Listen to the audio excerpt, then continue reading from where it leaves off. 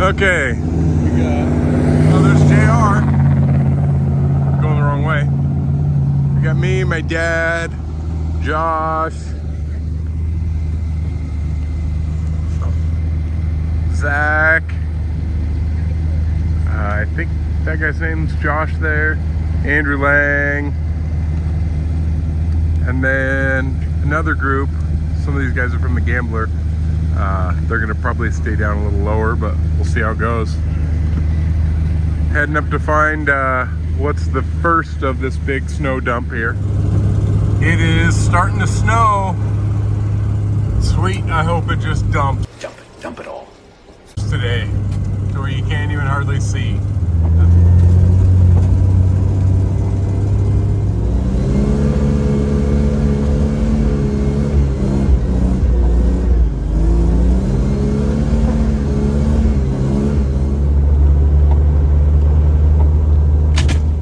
Oh yeah, now we're getting into the snow.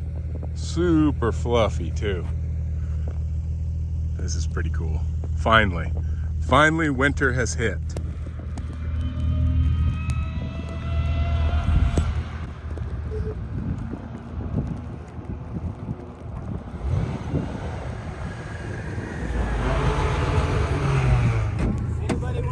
Andrew decided to bring Mavis today.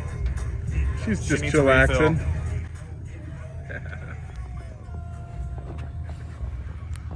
This thing hasn't been in the snow with this new power adder. Oh, I guess we did one snow run. Yeah, baby snow run. Lemon snow cone, anybody? Zach with the 43s. I think it's his first time in the snow with this thing too. Thing's a weapon. Well, it's hard to say how much snow there is because you get to some section where it's blown in and it's like 1.5 feet, and then like sections like this where there's like 6 to 8 inches. But we still got another 1,000 feet elevation to go, and it's dumping. So I'm thinking by the end of the day there will be some good snow, and by next weekend there will be a ton.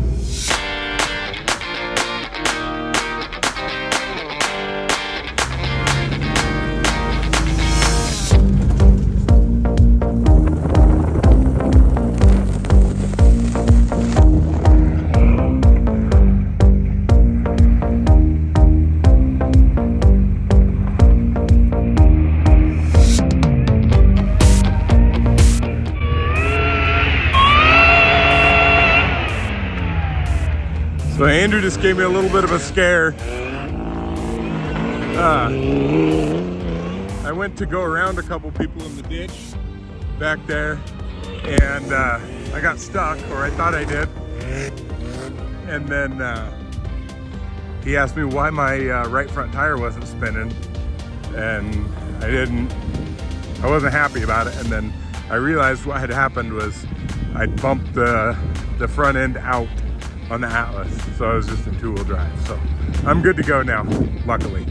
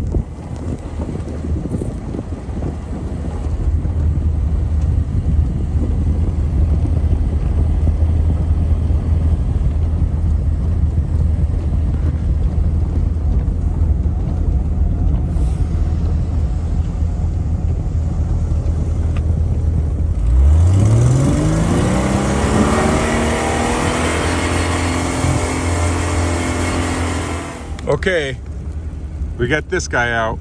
Everybody knows what that means. It's not as bad as last time. No, it's not as bad as the last time. It's not a Patagonia this time. It's an MTR.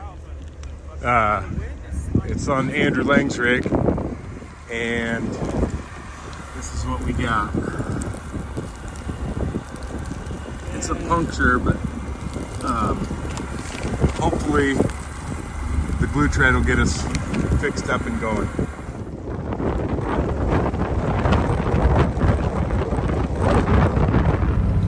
Okay, so Andrew Lang punctured a sidewall.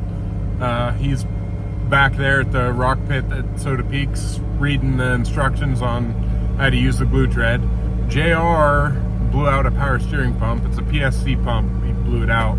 So he's headed back. And I came down towards Carson to try to holler at the big group coming up from Carson. Couldn't get a hold of them, so I'm gonna go back and help Andrew Lang. I remembered I have a torch in the back of the Jeep, so that should dry out a tire enough to start the glue tread process. So that's where we're at. Okay, we're starting the glue tread process. Josh is our instruction reader and stuff holder. We put a guy who doesn't know how to read in charge of reading instructions. No. Yeah, I got a pull for it.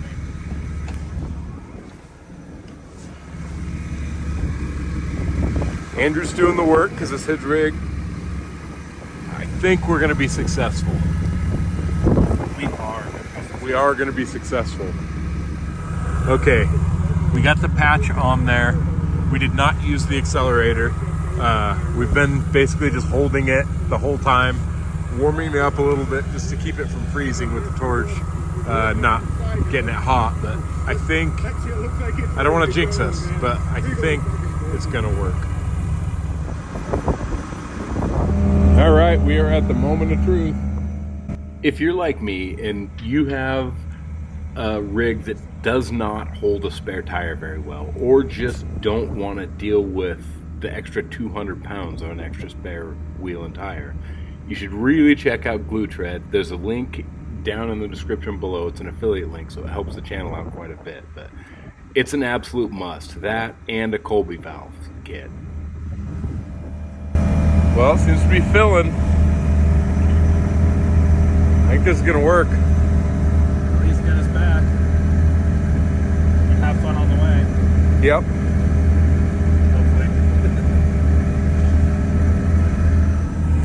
Well, it's holding at like 11 pounds.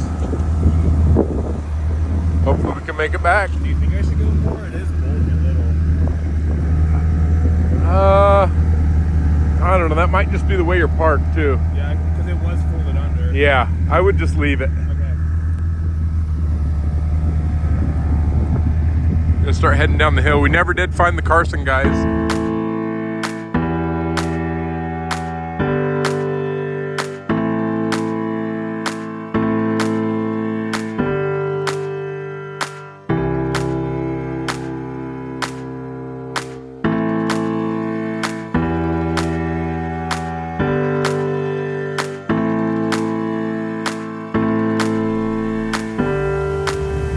All right, we're airing up. Andrew's on his way out. He's gonna head to the trailer and load up. The glue tread worked phenomenal. Still at 12 pounds. And I think Josh stopped to take a piss, but he's still not back yet. So by the time I air up, if he's not here, I'm gonna head back up and find him. This is why it always pays to have some sort of communication. A radio, GMRS, ham, CB, doesn't matter, something.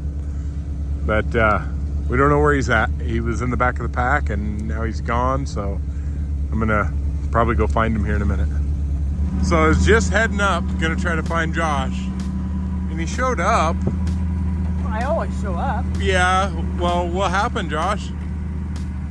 Well, you know, it's the end of the day. I wanted to have some fun, and a tree got in my way. Yeah, they do that. And then beneath the snowpack, I found a fucking sharp rock. Oh no! And pushed in my valve stem. So my valve stem's somewhere in the tire. Okay, we can fix that. But that's an easy fix, so there's just creepy crawling down the rest of the way. Okay. I'll have fine. This seems like a job for Colby valve. Okay, we're gonna use some Colby valves today. Oh, he's already on it.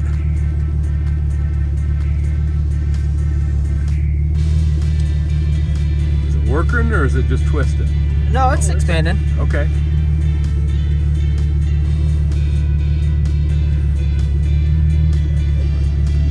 That just might do They're it. like a semi-permanent fix, really. Which, to a Toyota guy, Everything's that- semi-permanent. that might be just a permanent fix. Oh yeah, those these are the tits. Dude, for 29 bucks? Fuck yeah. Pretty fancy. You said Amazon? Yep. All right, I'll order a few of them.